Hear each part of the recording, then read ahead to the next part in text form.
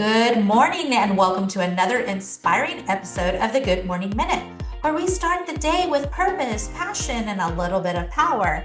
I'm your host, Angelina Mojica, and today's conversation is part of a special series in partnership with the Empower Her Steps virtual conference, a movement rooted in helping women rise, heal, and walk boldly into the life God has designed for them.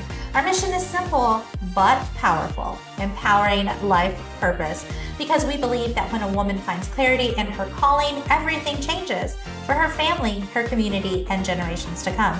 So friends, grab your coffee, take a deep breath, and get ready to be uplifted as we dive into real stories, honest lessons, and bold steps towards purpose with our incredible guest. And our guest today is Sandra. Sandra, thank you so much for joining us.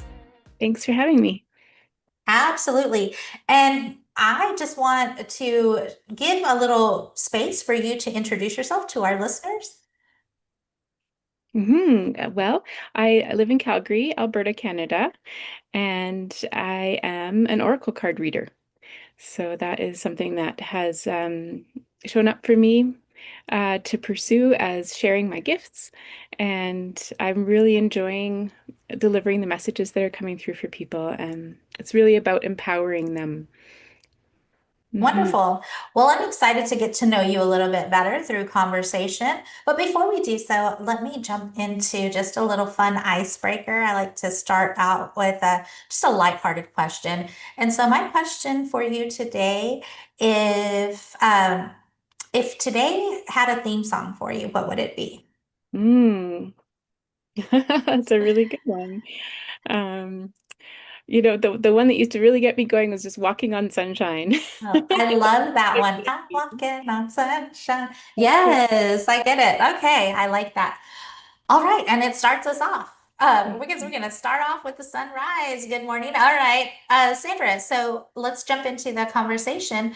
And I'm going to ask you, what was the defining moment of pain or challenge in your life, and how did it impact you?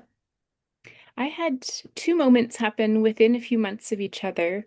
2 years ago, I was in a car accident that was very severe. I ended up in the trauma ward for almost a week.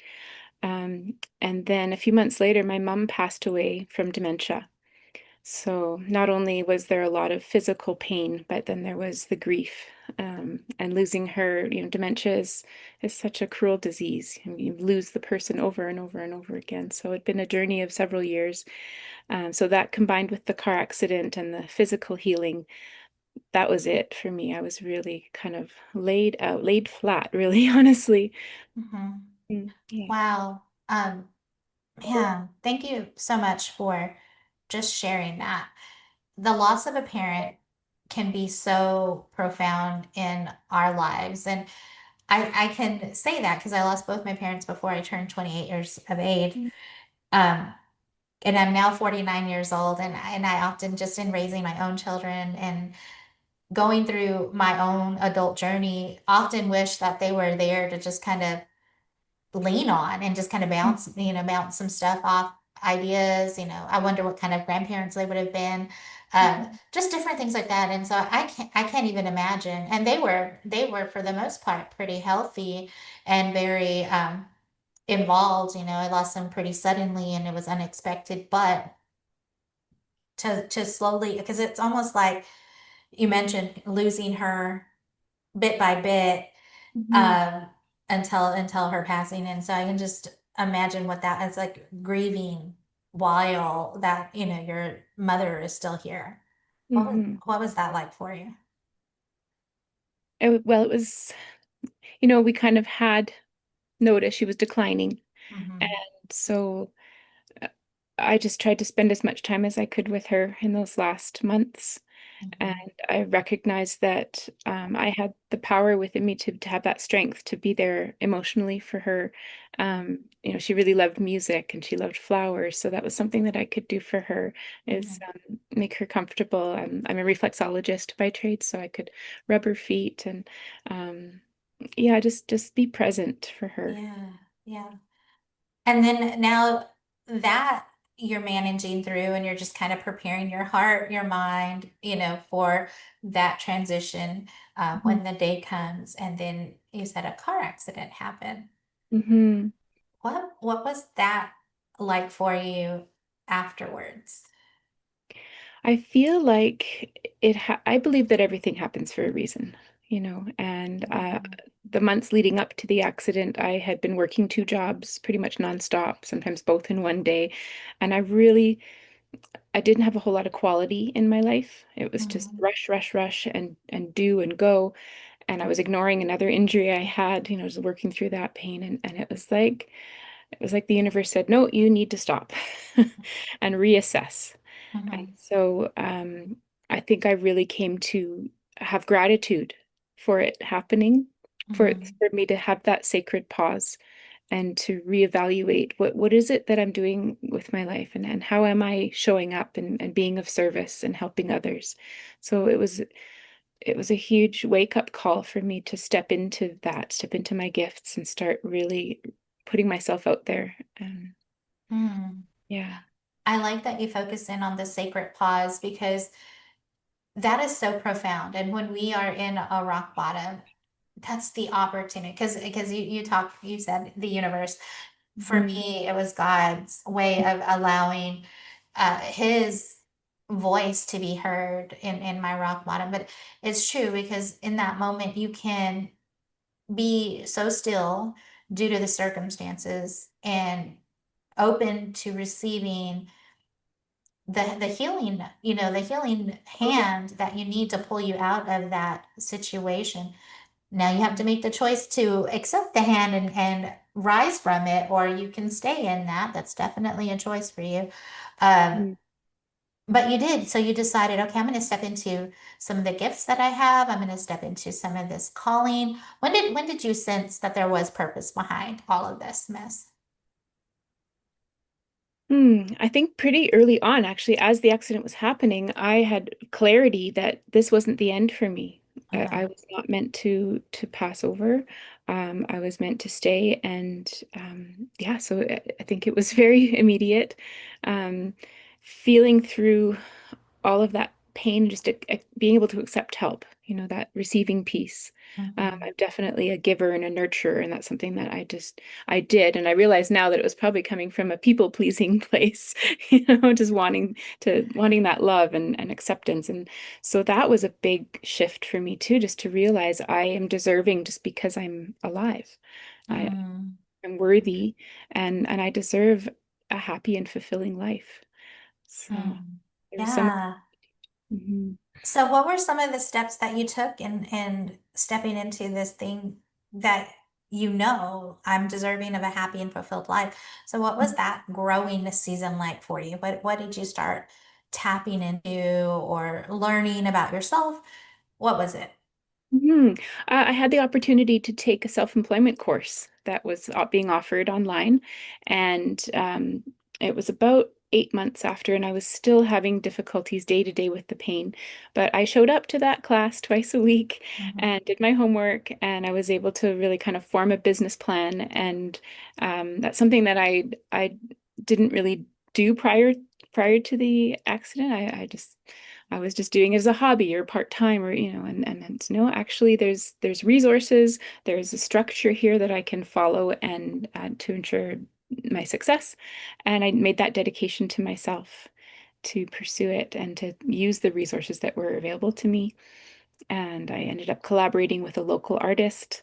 And the project that we made together, we had printed locally, and we're also supporting a local charity with it. So it really became something so purposeful and meaningful. And I really mm, dove into it. I noticed whenever I was working on it, my pain would reduce. So there's mhm. something to this, being in that creative mode, um, that helps me overall to have inspiration and use my creativity. How wonderful. And so what was the growth that you started to see within yourself and just kind of your the shift in reality that, as you're projecting all this growth into your reality, what were some of those things? I think it was the impact that it had for other people. So it was Mm, it's an oracle deck and it's based on fortune cookie fortunes. So very fun, very playful and light. And people really enjoy fortune cookies and having that little message inside. So I made a whole deck with different fortunes. And when I started using the deck to give people readings, a lot of people, oh, that's spot on. That's really exactly what I'm going through right now. And it provided them with clarity, and I love that. I love providing people um a little illumination on what's going on for them, and maybe how they're in their own way. A lot of us are in our own way. Mm-hmm. And I Mm-hmm. too was in my own way, so that's something that I was able to share with others. Oh, and I want to highlight in your own way because that's so important to understand. Ego.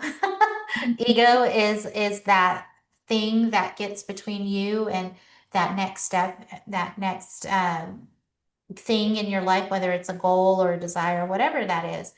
Mhm. Ego can hold you back from that, and that's what we mean when we say getting in your own way. And Mhm. so when you surrender, and that's usually a rock bottom because at that point you drop all your, it's almost like you drop all your safeguards Mhm. and you're just in the you're really in the moment of the despair and you're just kind of going, oh my gosh, why, why all these things and stuff. But it's not about the why, it's about what for, what is it for?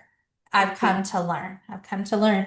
um This is here to teach me. yeah, yeah. And so when you can really shift into that mindset and understanding, it's a key to unlocking so much for yourself, so much growth for yourself. Mhm. Um, so how has your story shaped who you are today? I think I wake up with a sense of purpose, and how can I be in service? How can I show up in the world and be my authentic self? I learned recently that authenticity is actually a higher frequency than love. I thought love was the highest frequency, but it's actually just showing up as you are, and that gives other people the Mhm, freedom to do that as well. You mhm. Not to shy away or stay in some programmed or something society thinks you should be. How about you just express yourself? You do need to reach a point, like you said, of safety. Mhm. And I think your ego wants to keep you safe and keep you small because those risks feel like a threat. So Yeah, yeah, there was an overcoming of that, and a really owning who I am. And I think the right people find me. That's. yeah, but you're also open to finding, allowing those people in. So I was talking in a previous interview how before I started doing my own healing journey and inner work, I used to be closed off, even though I wouldn't say it at the moment that I was closed off, but I would because these were some of the words that I would say, like, I don't have to like you to work with you. Like, that's really closing yourself off. And I used to think, no, I'm just bigger than, whatever situation. But no, I'm pushing people away is the reality of that statement. It's like, I don't even care to get to know you. I don't want a relationship with you. And I'm just here to do my job. And so when I started to do my inner work, like that's when I started to tap into a lot of the feelings, really understanding that I was disconnected from feeling anything, whether that was joy, happiness, hurt, sadness, whatever. I shut it all down.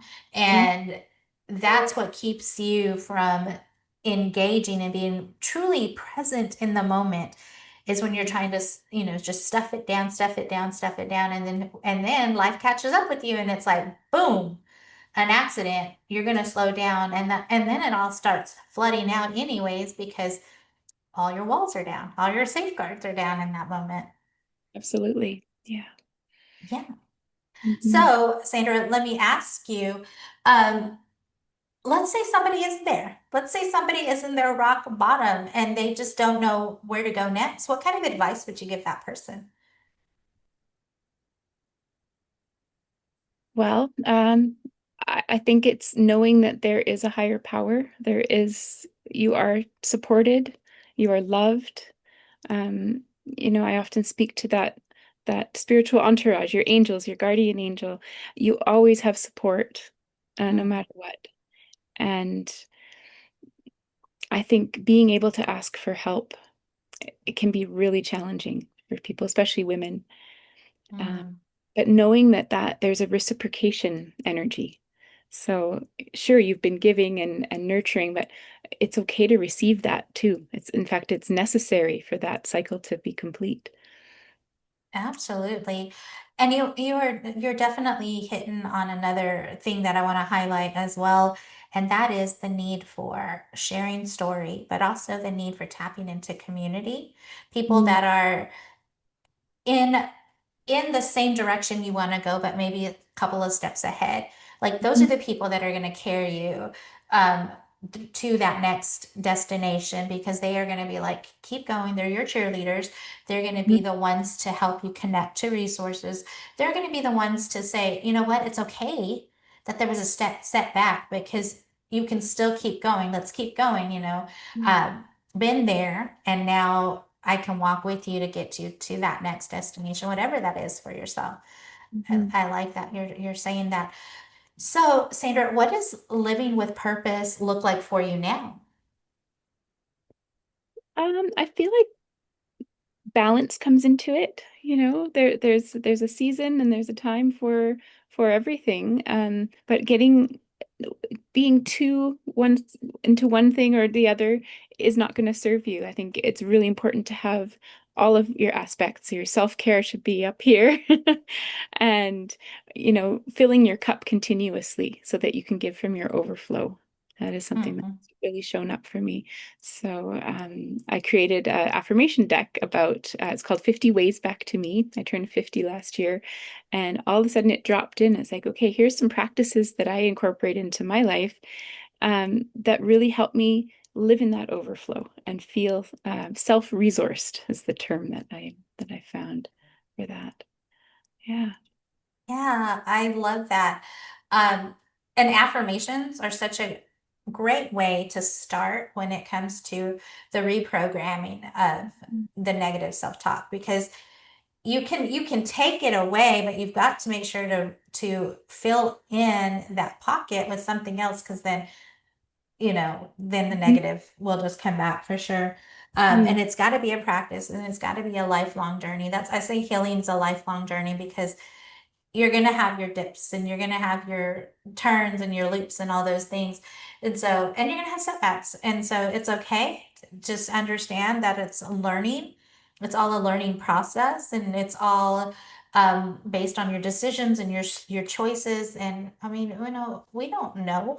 We weren't given the life manual when we were born. This is how you do it, page 56, when you're hitting a rock bottom. No, we have to figure it out, and that's why it's so important for those that are there to help others and share their stories so that they can, again, like I said, pick them up and empower them to speak and use their voice to really share their own story as well. And the more we can do that, especially as women, the more that we can do that for each other.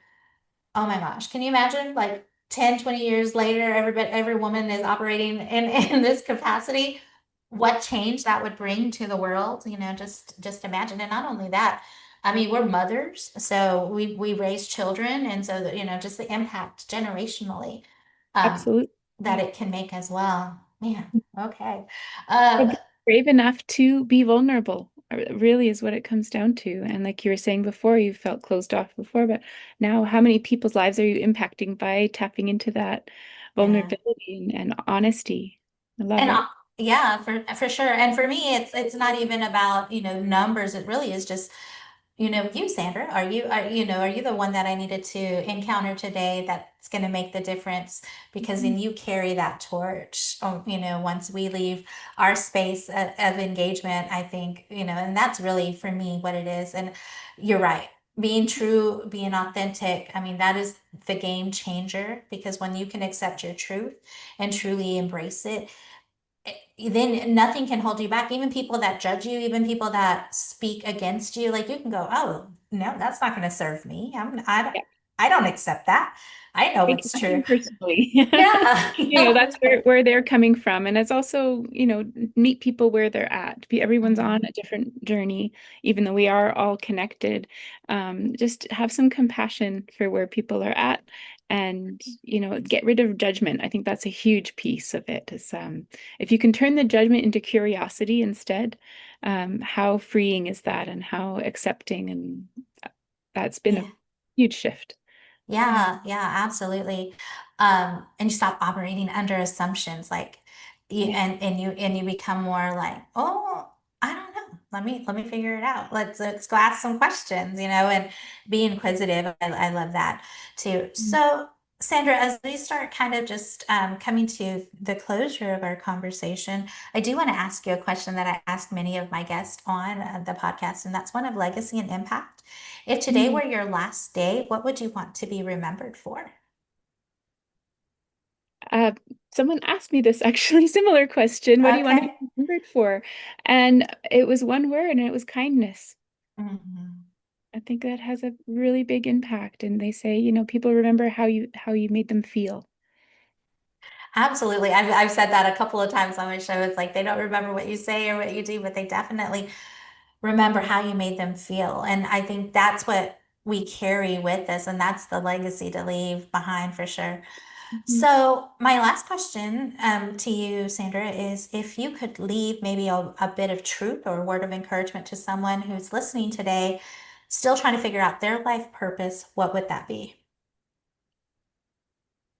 I think it's super important, especially for women who are the nurturers and so busy taking care of everybody else. Schedule some time for your own self. And Mm. really, I recommend people get into nature. It's a beautiful place to just have that spaciousness and connection with the earth. It's so healthy for us to have exposure to sunlight and be surrounded by green like that. It actually helps neurologically to put us in a healthier mind space. So get outside and tap into yourself. Maybe take some time to journal or meditate. Something that you're just going to have created that spaciousness. Wonderful. Well, Sandra, if someone's listening today and they're like, you know what, I want to talk with Sandra a little bit more, how can they connect with you? Mhm.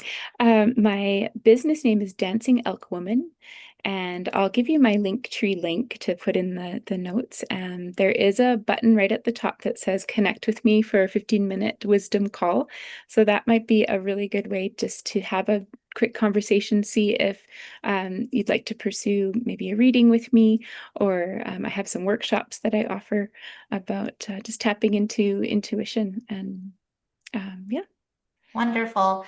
Well, Sandra, I want to say thank you so much for sharing your heart, your story, and your light with us today.